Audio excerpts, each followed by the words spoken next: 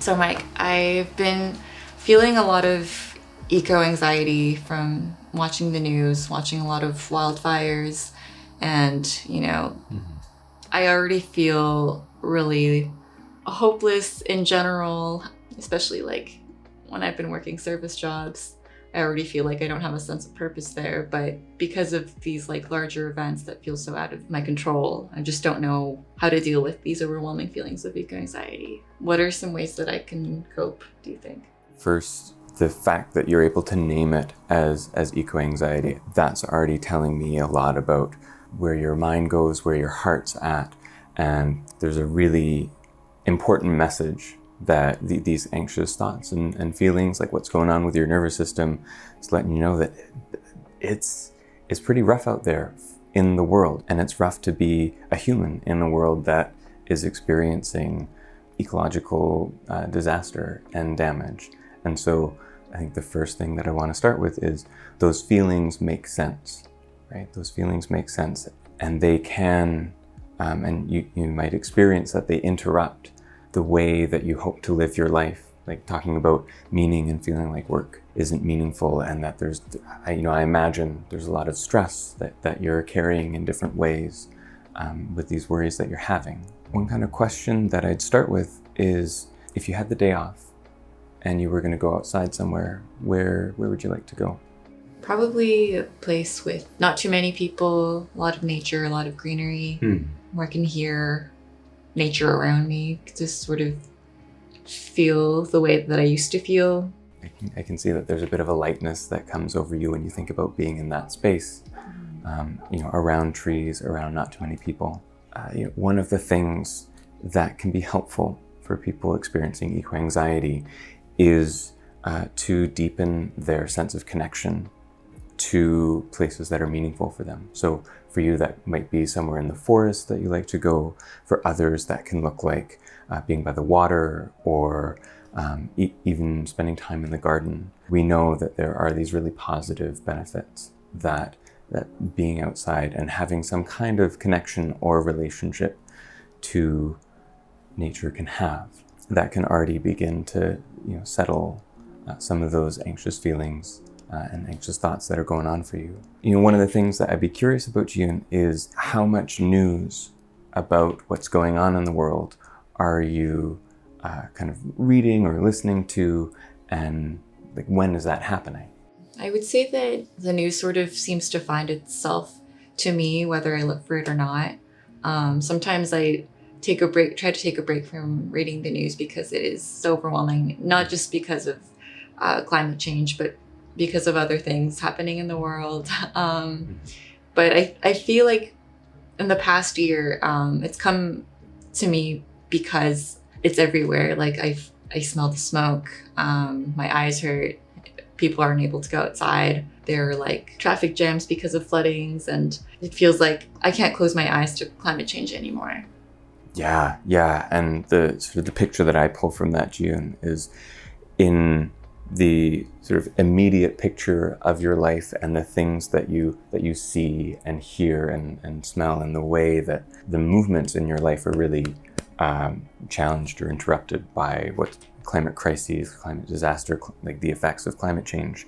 There's a bigger picture that you're aware of, where all of these and other kinds of things are happening all around the world, and that can be a pretty hopeless, overwhelming picture. And you talk about how you can't really get away from climate change, and it just makes me think of the 24-hour news cycle. We need to sleep. We need to take breaks. We're human beings, and finding ways to take breaks in the amount of news that you take in, whether that's finding the right time of day for it, or the right amount of time for it. What that looks like for you might look different than someone else. I used to read the newspaper right before going to bed, and then I would have terrible dreams. Setting yourself up for success, finding that spot. And if it feels like an all the time thing, then there's even things that you can do that might feel like small actions, but that can add up, like turning notifications off on news apps on your phone.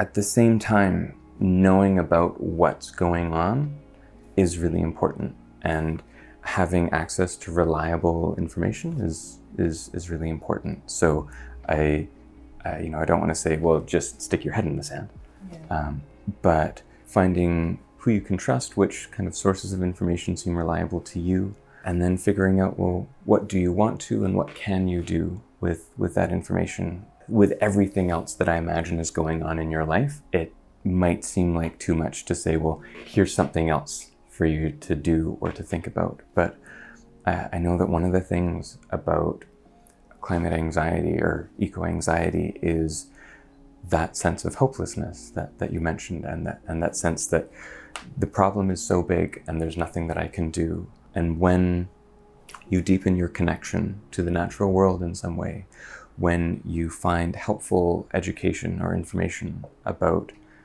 parts of the world that really matter to you, that can open up the ways, big and small, that you can take some kind of action.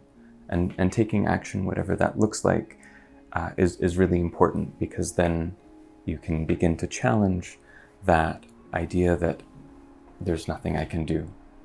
This is one of the things that the research points to, is that as tough as it is to feel like there is nothing that I can do, finding something, some meaningful to you, effective action is another thing that we would offer for coping with eco-anxiety. Who or what in your life do you find supportive? I find my friends, my family, and my partner very supportive.